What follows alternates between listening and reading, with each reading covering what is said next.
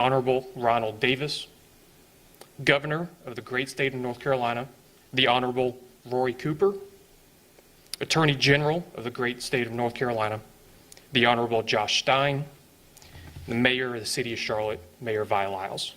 We will take questions at the end of all of the speakers, so please hold them until then. First up, Chief Jennings. Thank you, Lieutenant. Obviously the past nearly 24 hours have been heavy on the Charlotte-Mecklenburg Police Department, the Marshal Service, but heavy on our community and heavy on our country. We shared yesterday that there were a total of 8 officers shot while performing their duties yesterday to simply serve a warrant. Unfortunately, 4 of those officers succumbed to their injuries. I want to recognize all of those officers. The North Carolina Department of Adult Corrections, Samuel Pelosi. North Carolina Department of Adult Corrections, William Alden Elliott. CMPD Officer Joshua Iyer. And Deputy United States Marshal Thomas Weeks.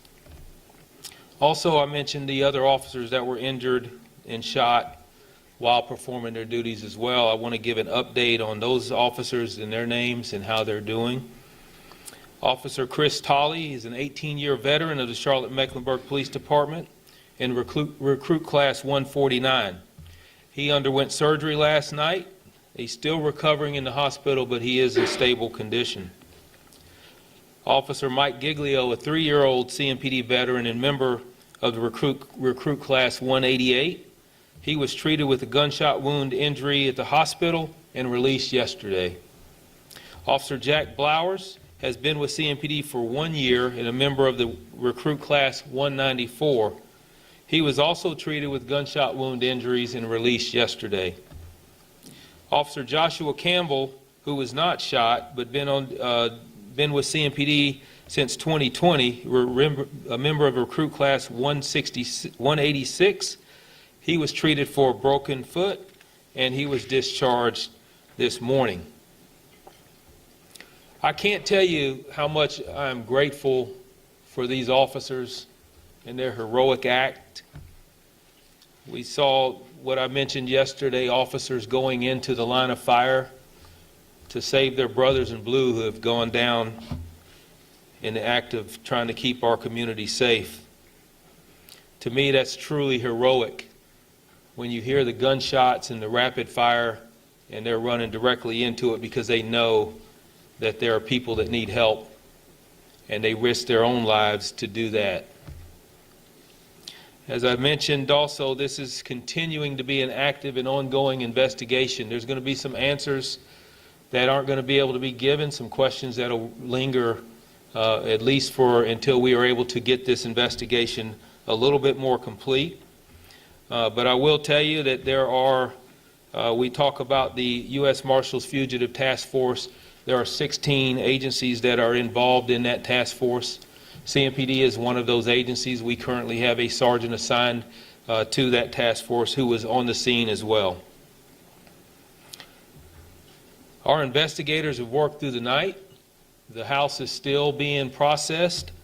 You have to understand the amount of evidence that's going to be collected.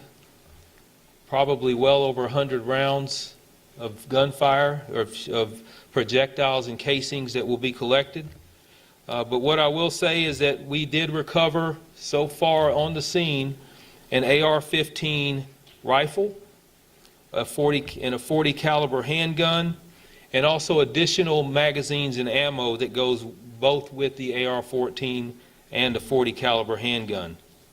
We do know that the suspect that was shot and killed was the individual that the warrant was for and was going to be arrested for possession of firearm by a convicted felon. And we are still working through additional parts of that investigation. 2 females that were inside the residence that I mentioned yesterday who came out eventually, they are fully cooperating with the investigation. They have been talked to by the Charlotte-Mecklenburg Police Department homicide detectives, and we are not looking or interested in any additional suspects or any persons of interest. We feel like we have everyone involved that was at the house that we need to speak with. Also, indication right now is that 12 CMPD officers fired their service weapon during this incident. All 12 of those officers have been placed on administrative leave and will also continue to be investigated as far as interviews, both internally and within the criminal and internal investigation, which is standard for an officer-involved shooting. So this is certainly a tragedy that's going to impact, I would say, our country for a very long time. It's a scar on Charlotte, but a scar that won't heal. We're a resilient profession and a resilient city, and we will certainly get through this. But it will take time, and it will take support from all of our community as our officers continue to keep our community safe even through this tragedy. So thank you, and I'll turn it over back to Lieutenant Petrus. Thank you, Chief. Our next speaker is the Director of the Marshal Service, and that's Director Ron.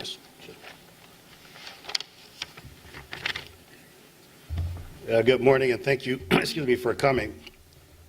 I don't think words can describe the amount of pain that the Marshal Service and all of its members, the court family, law enforcement in general, this community, and communities around the country are feeling with such a loss. The Chief mentioned for the first time we were releasing the name of Deputy Weeks. Let me tell you something about this hero. Thomas Weeks is a Deputy United States Marshal. He was 48 years old. He is survived by his wife Kelly and has 4 children. He was transferred to this district, the Western District of North Carolina, in 2018. So he served 6 years here, although he's been with the agency for some 13 years. We did send out a release with more information along with the photo for you. And I want to make sure that people remember him and the other 3 officers that have perished in this incident. He was assigned to, as I mentioned, the Western District of North Carolina, but he was also assigned to our Fugitive Task Force. And let me just say something quickly about the task force to understand the context in which they operate. As was mentioned, there are over 16 agencies in the task force that covers North Carolina. We have 56 district task forces, 8 regional task forces around the country, and it is an example of what we've seen yesterday of how local, state, and federal law enforcement come together, share resources, make sure that the force multiplier, removing those violent and most dangerous from our community and the safety of our community. And that's what happened yesterday. And so we'll give you, in the future, give you more information about the task force, but Deputy Weeks was serving on that task force, as do hundreds, if not thousands, of deputies and officers around the country every day. Even right now as we speak, there are thousands of deputies and task force officers serving our communities, trying to bring to justice those that are responsible for some of the most heinous crimes in our society. And I want you to just pause a moment and please offer your thoughts and prayers and think about them and their families and everybody that suffered yesterday. We didn't just have a bad day for the community. This is a loss for the entire country. I have been in conversations with the Attorney General of the United States as well as the Deputy Attorney General of the United States to make sure we offer all resources and support necessary to the police department as they continue and to our law enforcement partners. And I want to personally thank all the law enforcement officers from the agencies that responded. As more and more comes out about this incident, not only will you see how brave they were, you will see examples of that courage and bravery. Let there be no mistake, they represent the best of us. They are truly America's finest, and it's just an honor to serve with them. I will meet with the family later today, a meeting that no leader, director, or police chief ever wants to have. Losing a deputy, using task force officers, is like losing a family member, because quite frankly, they are family members. I don't have many words at this time other than say that inside my agency that I'm going to ask the men and women of the United States Marshal Service to continue their steadfast commitment to the American people, to continue the outstanding job that you do, and know and witness this amount of support you have. This community, the Charlotte-Mecklenburg community, has been tremendous. Thank you very much for that. It is not going unnoticed, and I think the entire nation will see that, and we are appreciative for that. Thank you.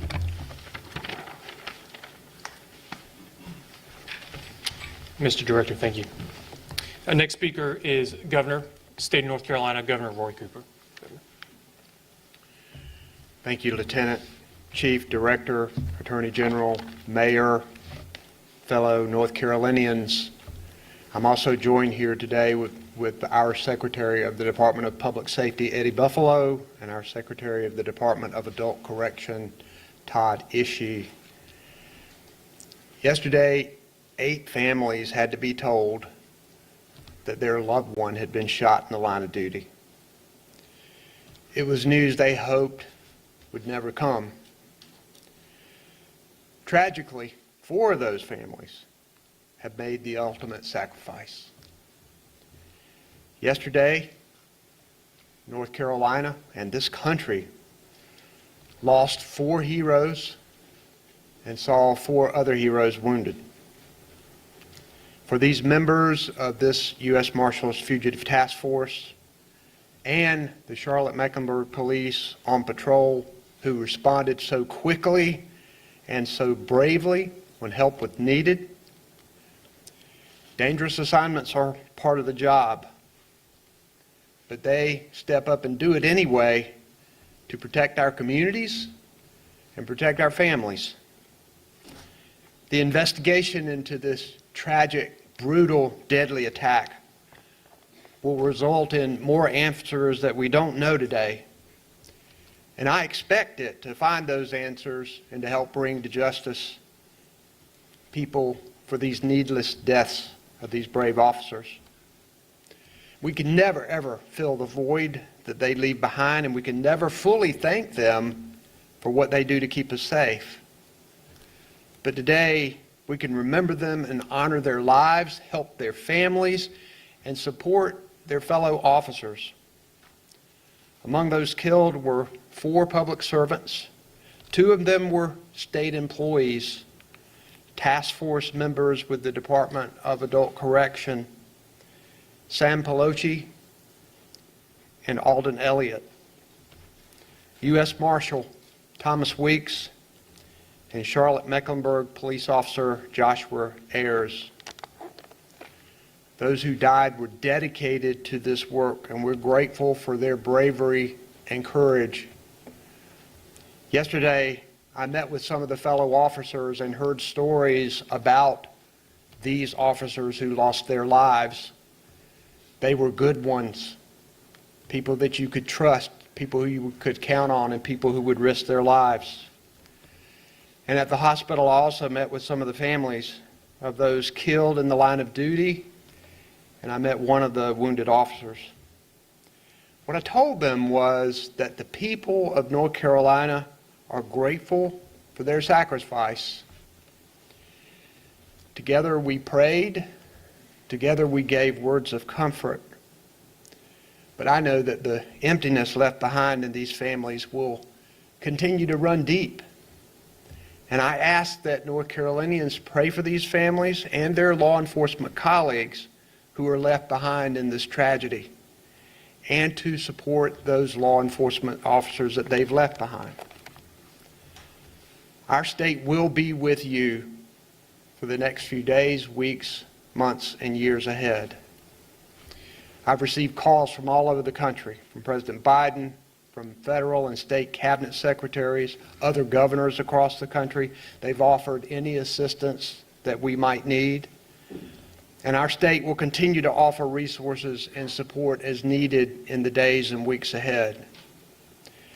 And as we seek to heal and make sense of all of this devastation, as we seek justice, as we work to make our communities safer, I want to offer my deepest thanks to law enforcement at every level who continue to wake up every morning ready to serve despite the dangers that come with it.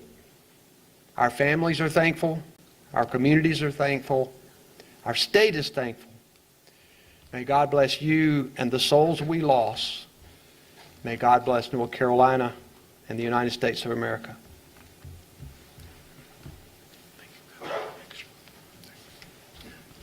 Thank you, Mr. Governor. Next speaker is the Attorney General for the state of North Carolina, the Honorable Joshua Stein. Thank you, Lieutenant. Good morning, everyone. Chief Jennings, thank you for convening us to honor these fallen officers. Governor Cooper, thank you for your moving words. U.S. Marshal Director Davis, Mayor Lyles, thank you all for your leadership in this exceptionally trying time. Today is a day of heartbreak in North Carolina. 4 peace officers were killed in the line of duty yesterday and 4 more wounded. CMPD officer Joshua Iyer, Deputy Marshal Thomas Weeks, and 2 task force officers from the Department of Adult Corrections, Officers Sam Pelosi and Alden Elliott. Although our words are insufficient, we offer our most sincere gratitude for their selfless service, and we mourn their ultimate sacrifice. As we honor these officers, local, state, and federal, we also honor their families, who've now been forced to pay a heavy toll as well. We ask our peace officers to do something that is awe-inspiring, to run into the face of danger that every human urge is telling them to flee. But they do it to keep us safe. They engage the public. They patrol, they investigate, and they make arrests so that our kids can learn safely at school, play safely in the neighborhood, and sleep safely in their homes. But to serve and protect can come with fatal consequences, as we were tragically reminded yesterday here in Charlotte.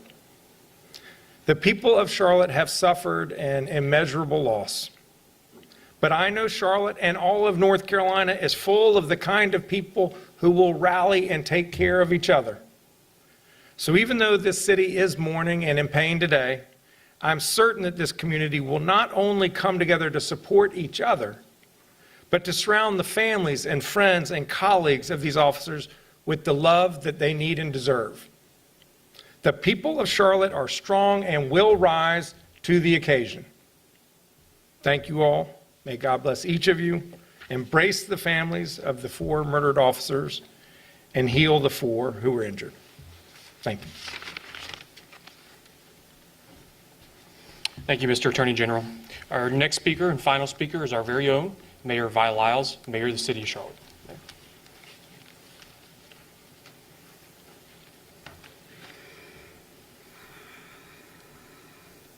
I want to say thank you to the governor, to our marshal leader, to our attorney general, especially to our police chief, for all that you've done in the last 48 hours. I want to thank each of you for coming out here today. I think you'll hear words that are important for us to heal. We're grateful that you have the presence here. I hope that everyone has an opportunity to tell a story that will connect us together again. To the men and women in law enforcement, we acknowledge your bravery, your commitment, your willingness to stand where others will not. To our healthcare providers, you did all that was possible, and we're grateful for that, that you're able to keep watch over those that are still in your care, and for those that had to take that journey home. We're really grateful. If you had to stand in Atrium and Novant and see the kinds of things that these doctors were reaching out to do, you would be grateful as a community. I am grateful as your mayor. I want you to know that as we escorted Chief Officer Eiley out, that the healthcare individual stood beside the wall. There were as many tears as you could imagine from the healthcare providers as it was for our officers, for the people that really understand and know this. I think that the healthcare providers were exceptional in their commitment to all of us. To the 4 families who gave that ultimate sacrifice, I want you to know we see you. We support you, not just today, but in the many days that are coming. Officer Eiler, his wife Ashley, his darling son Andrew. Prayers as we go through this difficult time. But we as a community have to remember that at some point we have to give this back to those families, and I hope that we will all support. I want you to know that the President Biden did contact me last night to be sure that he wanted us to know that he cares about the people in this community, especially those that are no longer with us. I want to thank the mayors across this country for the texts.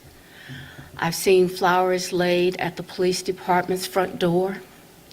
I've seen words spoken that bring to all of us a sense of peace. I know that this community will continue to believe in the good, and there'll be many ways to express what we care about, especially our police and law enforcement officers. But I ask every one of you individually, let's just take a moment of silence right now and think about how we can believe in what's good, how we can believe and support those families that will need us so much in the future.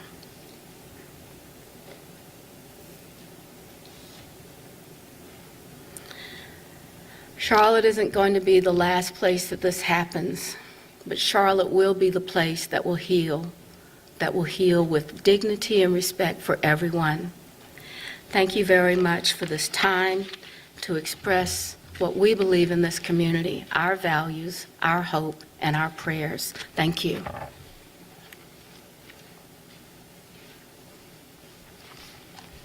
Thank you, Mayor. That does conclude all of the prepared remarks. Our speakers, all of them are available for questions. I do ask that you identify who your question is for as you. Dave Bell with CBS News. If the suspect was already down in the front yard and you were still taking fire, where was that fire coming from? Who was shooting it and from where? Yeah, that's a really good question. We're still kind of sorting through that right now. We're not ruling out the possibility that someone else was firing as well. But we're also not ruling out the possibility that as we go through body-worn camera footage and as we go through interviews, to make sure that all of that timeline matches up. So once we are able to determine that, then we'll determine if we do need to look at other individuals or individual who might have been shooting. I know I mentioned yesterday some pretty forward remarks about a possibility of a second shooter. We are not ready to say that at this point. Chief David Hodges, Faith ABC News. Could you please explain whether officers made it to the door before the shooting began, where the suspect was at the time, and how he was able to shoot so many officers? Well, yeah, first of all, the officers were actually approaching the residence when they took on gunfire. The suspect at the time had an upper advantage to the officers, so he was shooting from upstairs.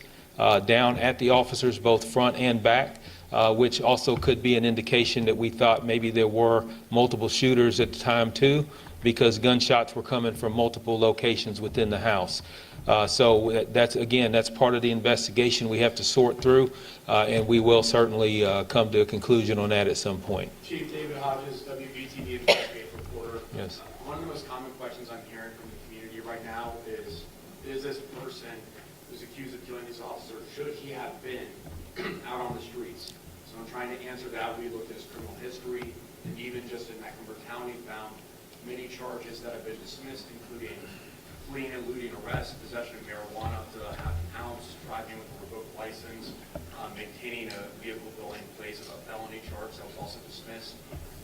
Does any of that point to a larger problem in the criminal justice system?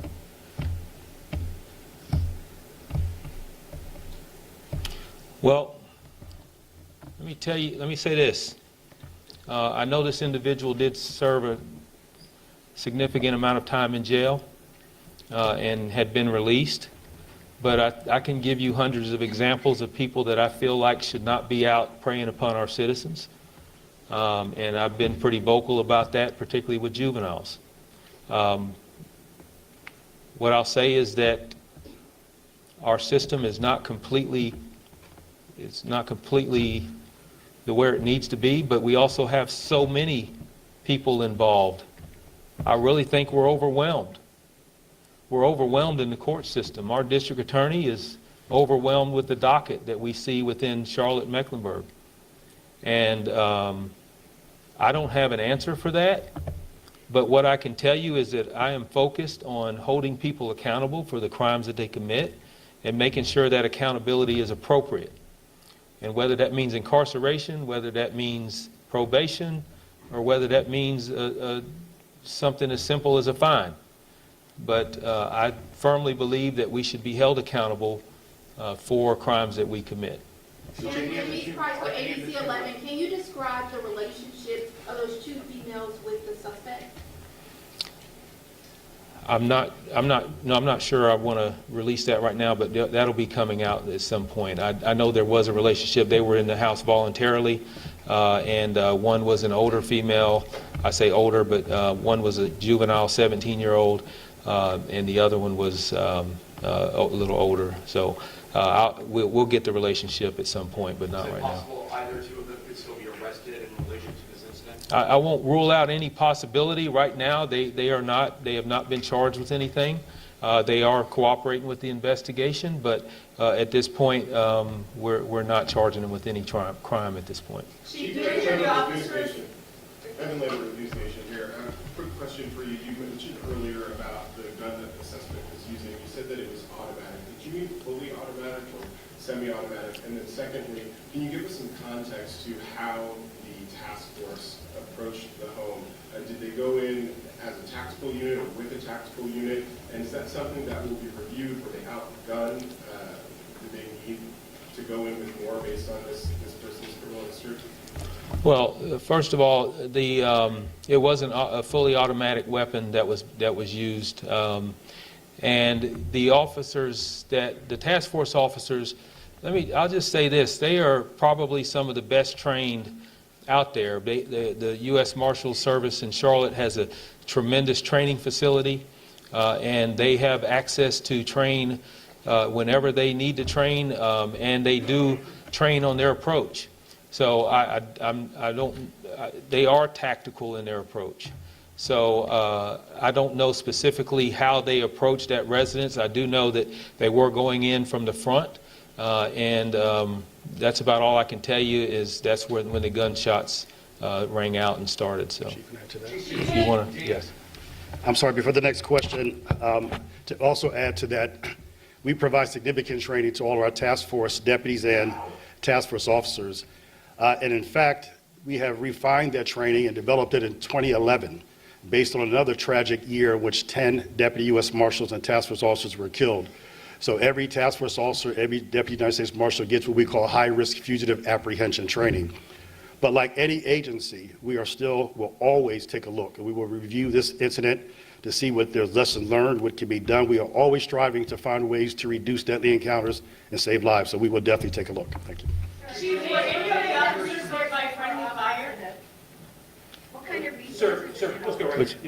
Yes. Daniel Pearson from the City News. Got to ask, with this investigation, how many additional homes were hit by gunfire, and how many additional homes did CMPD and other law enforcement officers occupy as you were taking fire from this suspect? And how do you determine how to keep those families safe while you're actively engaging another suspect? Yeah, safety of the other surrounding areas and residents, particularly if you're dealing, say, with an apartment complex, that's one of the first and foremost things that we want to ensure is that everyone is safe, that all innocent parties are safe. So we do have evacuation plans that we can get people out.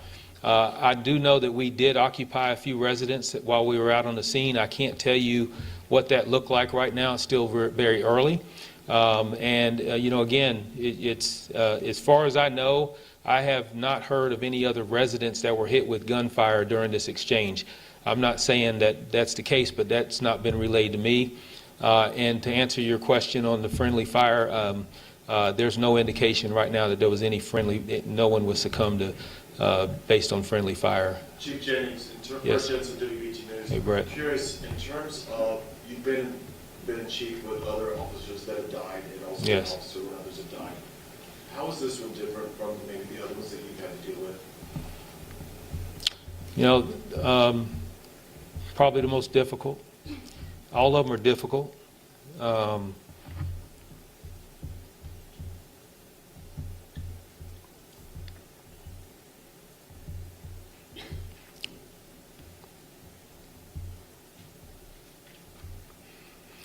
You know, the last few days have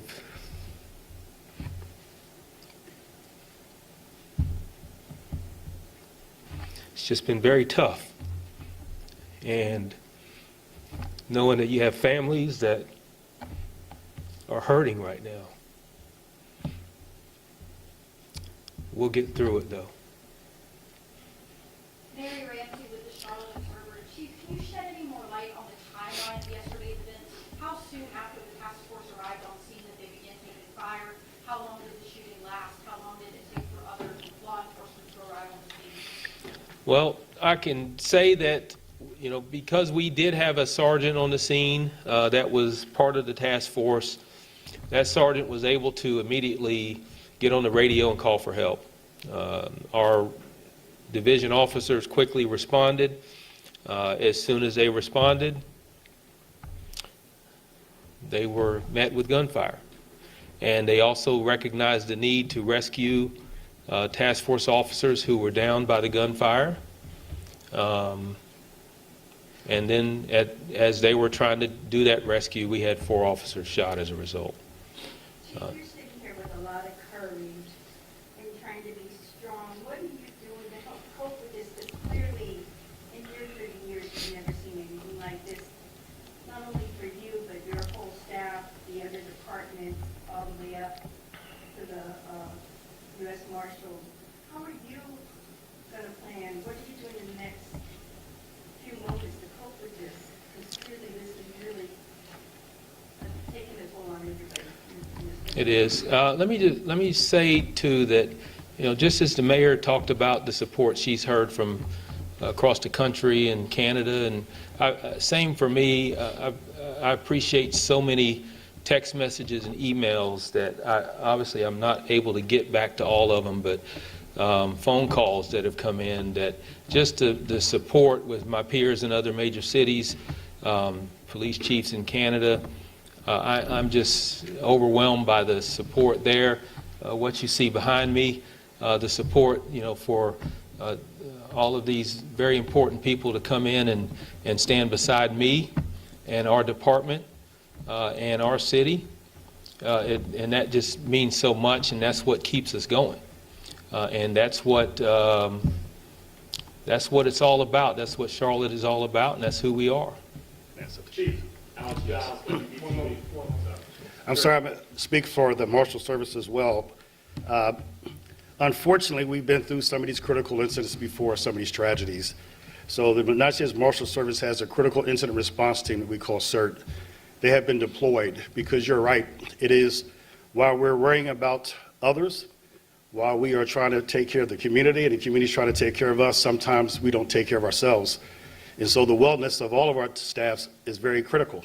And so we must now invest. The healing is going to be long, it's going to be tough, but I think if we stay together, we can get through this and heal and come stronger as a profession and as a community. So I would implore any officer, local, state, or federal, that if you need assistance, it's okay not to be okay, and make sure that you ask. And I would think we should just keep repeating that. And repeating that is always the goal of any leader of the agency, never to have this discussion, but to prepare for it. And equally important is to prepare that our people can have a safe, healthy career, and so that they can retire in good shape, both emotionally and physically. So thank you for that question. Sometimes it goes unnoticed, but I appreciate that it did not, and that we are totally committed to making sure we take care of our people.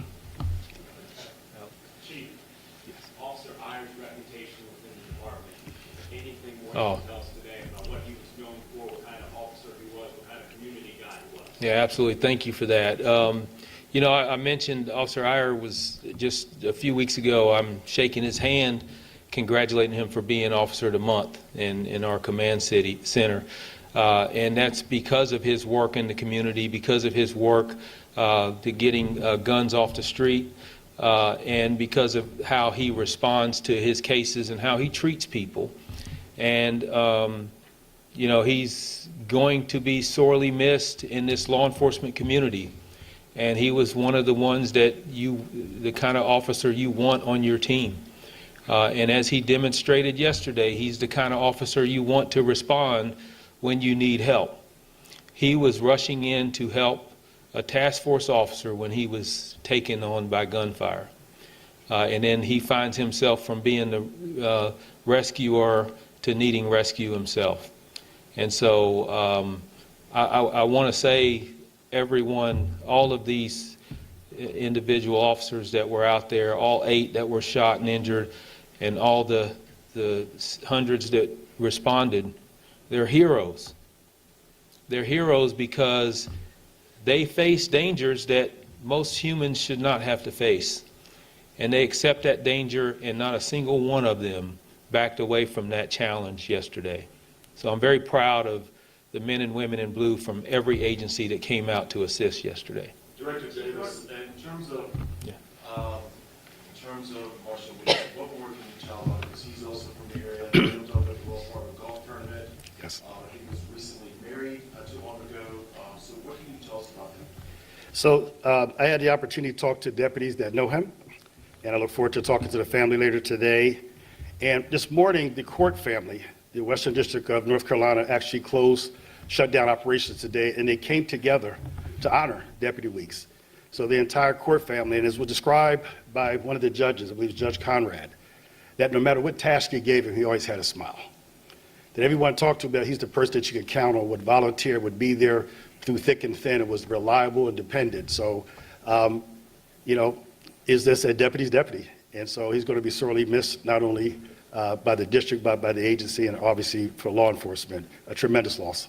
Chief, Jeffrey Collins from the Associated Press. Was there a call between the suspect being killed and a second wave of gunfire where there might have been an opportunity where somebody might have been trying to ambush the officers as they may have been coming in trying to help out, or think the situation was over?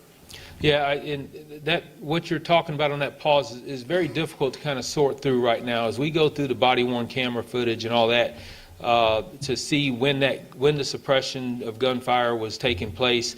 Was it after the individual was down? It's very difficult to tell because on the body-worn camera footage that I've seen at this point, we are trying to locate exactly when that individual was down and where he was when he was down. It could have possibly been firing additional rounds on the ground. We just don't know right now, but we're going to get through all of that and make a determination on whether there's another individual that we need to be concerned with that was shooting during that incident. What kind of gun did the perpetrator use? There was an AR-15, and then there was a .40 caliber handgun that was there as well, and also additional magazines for both of them, additional ammunition for both weapons that were there. So. Chief, Hannah Gatz, WSOC. Yes. Condolences for the Channel 9. Thank you. The AR-15, can you talk about the threat that poses to officers in a situation like that? Were they wearing body armor, and can that stand up to that type of gunfire in that situation? Now, the traditional body armor for police officers does not withstand a rifle round. So the AR-15 is able to suppress rapid gunfire and holds the magazines obviously holds a great deal of ammunition, and this individual is able to unload several rounds towards our officers within a matter of seconds. And being on high ground also gives the advantage. Even though officers were trying to take cover, they were at a disadvantage because the suspect was up at a higher level, and they were trying to return fire at an elevated from a lower position to an elevated position. Chief, that sounds absolutely terrifying for any officer. I'm wondering if you could give us more details about how they approach and how much time passed from them arriving on scene to the gunfire erupting. I don't have a timeline to give you right now. We'll be putting together a timeline on exactly pinpointing when they arrived, when the first shots were relayed over the radio that they needed assistance. But a lot of that information I just don't have for you right now to tell you how they approached it and how quickly. I do know that they were immediately met with gunfire, and there's indication that the the suspects saw them coming to the house prior to them getting to the front door. And I'd just like to ask about those firearms. I mean, this is something everyone up here has talked about previously, but any idea of how he procured those, where they came from? Obviously, if he was a felon, he was Yes. using them illegally. And I'd like to open up the question larger to everyone who's standing here. Yeah, I'd be willing to turn it over, but I will say that we are looking at the how he acquired the gun. We will be, or all of the guns. We are making progress on that, and we'll be able to determine that based on the purchase of the firearms and who purchased them and how he acquired them from that individual. So we do have some very good resources out there that we are moving quickly to try to figure out where that gun was purchased and who purchased it. Chief, for you as the director of Davis Control, Ashley Mahoney, back here in Charlotte, what is the best way for the community to support your service members right now? I know there's, of course, the foundation and you're doing something over Yeah. there, but what's the best way to support? Yeah, I will tell you, our CMPD Police Foundation has been tremendous and have already, they were some of the first people to reach out and offer the support. I do know they set up a fund for all 4 officers and their families that's through their website, that they're going to actually set that money aside specifically for the 4 fallen officers. And there are going to be other ways, I'm sure, to support, but prayers are always something that we need as well to help us heal and get through it. But there's going to be plenty of opportunities for supporting of all the families, and CMPD Police Foundation has already started one. I'm going to introduce the marshal for the Western District of North Carolina and ask him to come up and answer that question. But I do want to go back to the previous question, and it's mentioned when I talked to the Attorney General. I've also received contact from all of our federal law enforcement counterparts, and one would be the Alcohol, Tobacco, and Farm, the ATF Director, Steve Dunnebeck. And so, as always, we work very closely or at the request or the assistance of any agency with dealing with firearms and tracking the purchase. So we look forward to that assistance. But may I turn over to the Marshal for the Western District? Terry Bergen, U.S. Marshal, Western District. Deputy Weeks was one of my team members. I worked with Deputy Weeks over the past 20 years in various assignments. I also knew the other 3 officers. And I'd like to leave you with this thought. If you could speak to each one of those fallen officers today and ask them the question, why? They'd say, why what? They say, why did you take the oath? Why did you become law enforcement officers? Their response, why not? The second question, would you do this again, knowing your fate yesterday? Would you do it again? There would be a boisterous yes. They would not change a thing. The only thing they might change is saying, let me lead. Let me lead. They'd get a tussle over who was going in first. That's how brave they were yesterday, and that's how brave they were the day they took the oath of office. Thank you. Chief Jennings, given this suspect's criminal history, was he someone that was known to officers and familiarity with CMPD? Not that I'm aware of. Each division has individuals that they obviously encounter quite a bit and they know of. I do know he had an extensive criminal history. I don't know the familiarity that they had with the division or how long he had actually lived at that residence or how he came about being there. So I don't have that answer for you. Chief, 5 years today since the shooting at UNC Charlotte. How do these major incidents impact local law enforcement, whether it's CMPD or one of our neighboring departments? Yeah. I truly believe incidents like this makes us stronger. I think it also makes more people that see this and say, I want to be a part of that. They see what we do for the community. They see that we are here to save lives. They see that we're here to ensure that each of you are safe in this community. And I can't think of a more honorable or noble profession, other than our military services. But, again, if people feel like they want to be a part of something special and law enforcement, I will always believe, is a part of something special, and you don't get the satisfaction in any other profession like you do in law enforcement. Governor Cooper, in terms of, in the 7.5 years, you've had to go to a lot of these across the state with law officers. Do you have a general message that you want to say to the state about the officers and just these duties that you've always had to do in the last 7.5 years?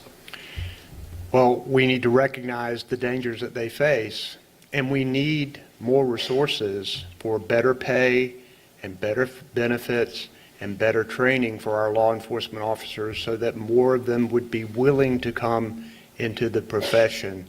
And as I said yesterday when I was at the hospital, I ask people, when you see a law enforcement officer, to thank them for their work. Will there be any kind of public memorial plan for the fallen officers, and any details yet on an individual funeral or even anything else? There will be. We're working on that now. That'll all be announced. We are working with the families and see exactly how we want to proceed with memorial services. And as you know, next month, early next month is Police Week, and we are rushing to ensure that these officers are recognized during our memorial services for Police Week coming up in May. Chief, can you please confirm the names one more time so we have them spelled correctly? We have them. So it's North Carolina Department of Adult Corrections, Samuel Peloche. His last name is spelled P-O-L-O-C-H-E. North Carolina Department of Adult and Correction, William Alden, A-L-D-E-N, Elliott. Officer Joshua Iyer, last name is spelled E-Y-E-R.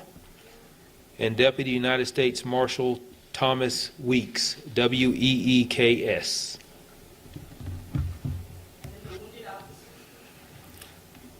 Wounded Officer Christopher Tolley, T-O-L-L-E-Y.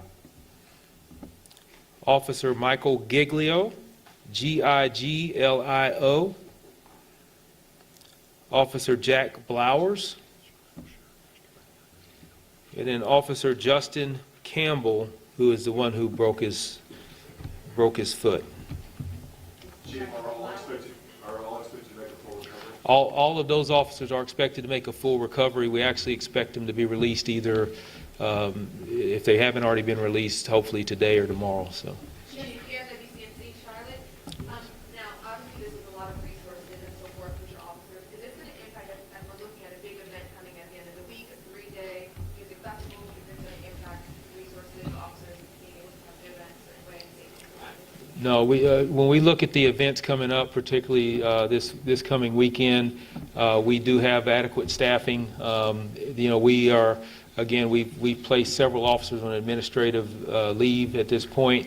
However, we are fortunate enough to be a large agency that we can make sure that we have a contingency ready to take on any event that we have here in Charlotte. Chief, there's no confirmation yet, or I guess guarantee that the 2 females were also involved in the shooting. You're still investigating that part, not just to clarify? We're going to keep all of that open as related to anybody, any opportunity, any ideas or thoughts of another shooter or not another shooter. The evidence is going to play out on that, and we just have to sort through that. Again, there's so much to go through at the House that we're going to be there for quite a while. But as soon as we're able to figure out if there was another shooter or not, we will certainly relay that. Chief Jennings, for Computer Spectrum News Watch. Yes. First of all, I've interviewed with you a lot, and I'm Yes. so sorry for your loss. Thank you. in the entire department. Second of all, there's a lot of information that's going back and forth, and we just want to clarify, the armored vehicle that was there, did it crash into one of the homes during this, or is that something that is totally unrelated? Not that I'm aware. I haven't seen that. I watched several footage of video footage yesterday.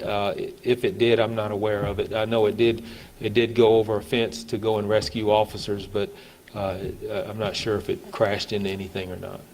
Chief, we saw, handing out WSOC, we saw a man on crutches entering headquarters this morning. Is that one of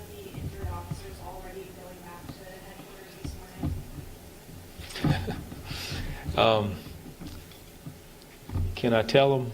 Director Schumeyer, that's our State Bureau of Investigations Director, Bob Schumeyer, former CMPD Deputy Chief and Interim Chief.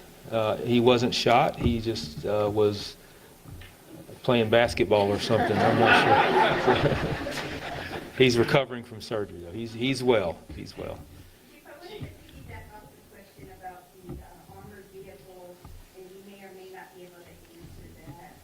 Was that vehicle, is that part of the plan when you're going in for, especially someone that has firearms? Was that vehicle already on site, or was that a SWAT that was called in later? Yeah, that was a SWAT contingency. That armored vehicle is a rescue vehicle. And it was absolutely perfect for the situation when you have officers down taking on gunfire. You take that armored vehicle to protect the rescue individuals if that would have been on scene from the get-go, but you normally don't deploy that for a arrest warrant. So that's a SWAT deployment, and when SWAT was deployed, that was a resource that they used. Couple more questions. More details. How often and under what circumstances do police usually work with marshals? Let me talk a little bit just to get a bit more clarity on that. Oh, we work with all of our federal partners and state partners all the time. Even when we're not a part of the Marshals Task Force, if they need assistance in serving a warrant, we'll go by and stand in perimeter. We'll stand by them to secure their safety. So the relationship has always been strong. It's never been to where it's simply we leave them or they leave us without resources. But when the call is made on either side, it's answered on either side. So we have, again, like I said, we have assigned a sergeant to that task force earlier this year, and that sergeant was basically looking to increase the staffing to assist with the Marshal Service as we continue to show good signs of filling our vacancies and staffing for the department. So, you know, it's not unusual for any task force. We're members of several task forces on the federal side within the Charlotte area, so it's not unusual for assistance within the police department. So, Confirming that Officer Blowers has been discharged? Officer Blowers, I believe, yes, he has been discharged. We're putting out a press release. Yeah. All right, one more. Yes. Will there be a photograph of Deputy Weeks and also confirming, did he go by Thomas Michael? Is that his preferred name? The press release, I was advised, if it's not out, will be out should be pushed out right now, including photos. And then his name is Thomas Michael, or he went by Weeks? Well, he's known as Tommy, but I'll let the marshal ask. I know him well, but I know his name is Tommy Weeks. And we call it TW. That's what he responded to. We'll get that out to you soon. Thank you. Thank you all for being here. Thank you for helping us memorialize and honor all of these officers involved. Thanks.